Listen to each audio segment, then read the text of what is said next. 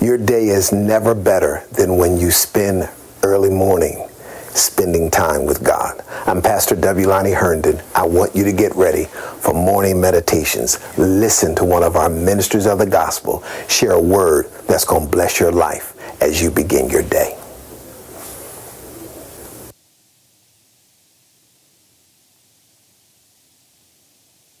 Good morning. My name is Dr. Jasmine Johnson, and I have the privilege of sharing with you today's morning meditation. Our scripture reference for today is found in Exodus chapter 3, verse 4, and our title is An Encounter in a Wasteland.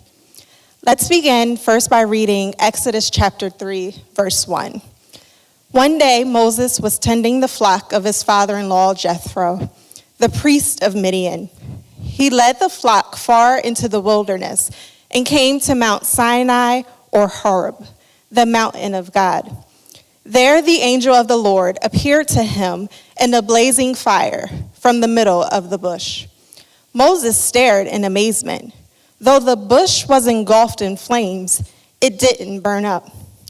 "This is amazing," Moses said to himself. "Why isn't that bush burning up? I must go see it." Now for our text for today, verse 4.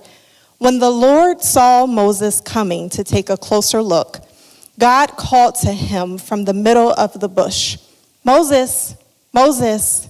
"Here I am," Moses replied. Let's continue on by setting this verse in a context. Although Moses was born a Hebrew, he was raised by an Egyptian family. One day, Moses saw that a Hebrew slave was being beaten by an Egyptian master, so he murdered the master. News quickly traveled to Pharaoh, who then ordered Moses' death. So at the time of our foundational verse, we find Moses assuming anonymity as a shepherd living in exile, watching over the flock. So today there are three things that I want you to leave with. The first is that God uses what others have deemed a waste. Mount Sinai is also called Mount Horeb, which means desert or wasteland. So Moses found himself in exile in a place that had been deemed a wasteland, which is symbolic for how he may have viewed himself in this stage of his life. Many of us at times might have viewed ourselves, our situations, much like a waste, like Moses. And if that's the case, then it's safe to say that we too can have an encounter with God. Could it be that in what we and others have called a waste, wasted potential, wasted life, wasted time, that God can in fact find us in those places and still call us to be used? God can use the wasted. Another word for desert or wasteland is barren, wilderness, desolation. God can meet you in your wasteland, your barren season, your desolate place, your wilderness experience, and your dry place. What area of your life are you currently finding dry? Are you finding yourself in the middle of a wilderness experience? Can these dry bones live?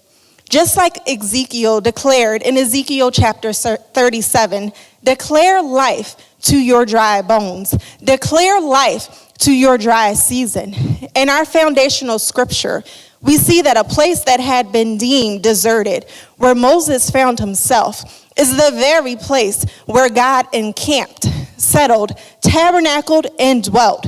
Rest in confidence, child of God.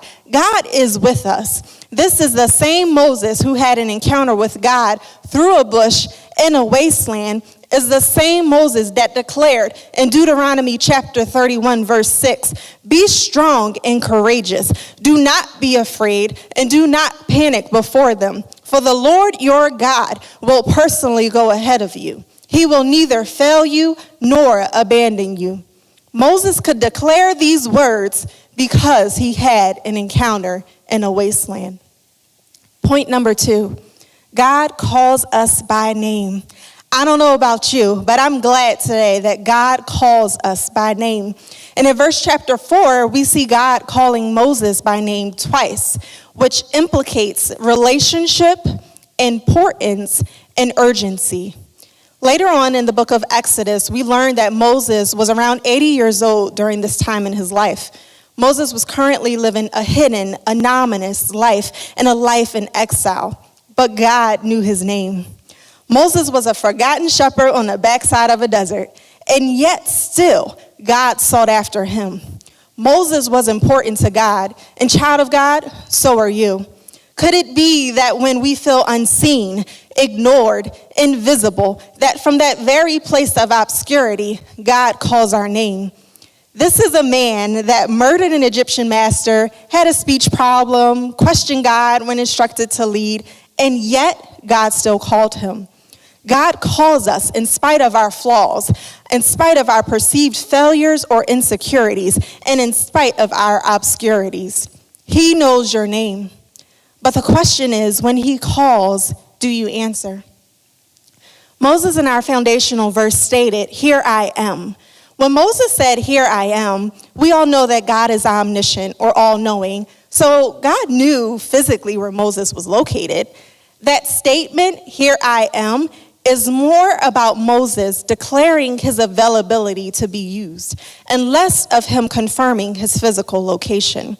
He was acknowledging that not only, Lord, am I physically present, but I am available and I am listening.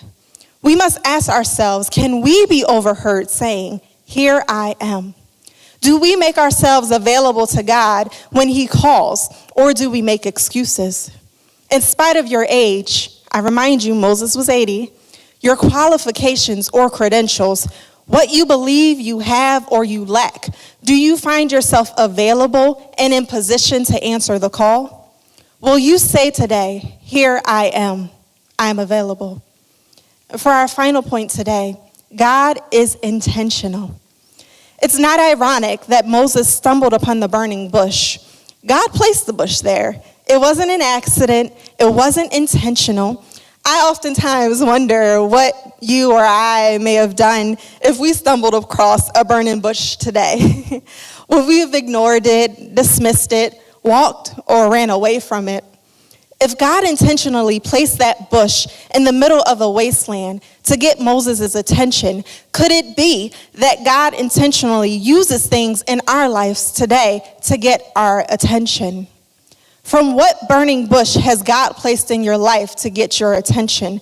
From what wasteland is God currently speaking to you? From what burning place is God revealing himself to you? Is it a place of depression?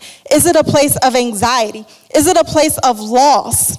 Is there an assignment that is attached to what you or I have deemed wasted? God first got Moses' attention, and then Moses drew near to God, and then finally God revealed himself and spoke to Moses. I'll repeat that last part.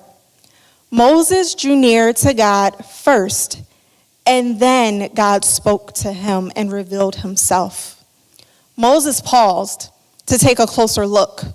Do we find ourselves at times finding it difficult to pause? Drawing in closer, there are so many things that are competing for our attention in this season. We can often find ourselves moving at such a quick pace and wonder why we aren't hearing from God. We can be overheard saying, "Why isn't God speaking? Why am I not hearing him today?" When really the question is, why am I not listening? It's as if the God of our universe, the almighty maker of heaven and earth, has to pencil himself into our small human agenda. God didn't speak to Moses and reveal himself until Moses stopped. Give God your attention today. Pause and draw closer to him.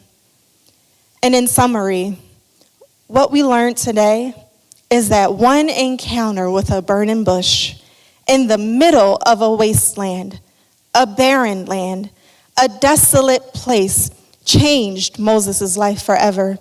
Because through that bush, God spoke. It doesn't matter where you are today, in what situation you find yourself, even if you found yourself currently in the middle of a wasteland, I encourage you to encounter him.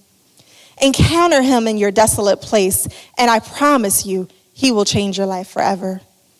Thank you for tuning in to Compassion's morning meditation. We are here every morning at 7 a.m. Be blessed.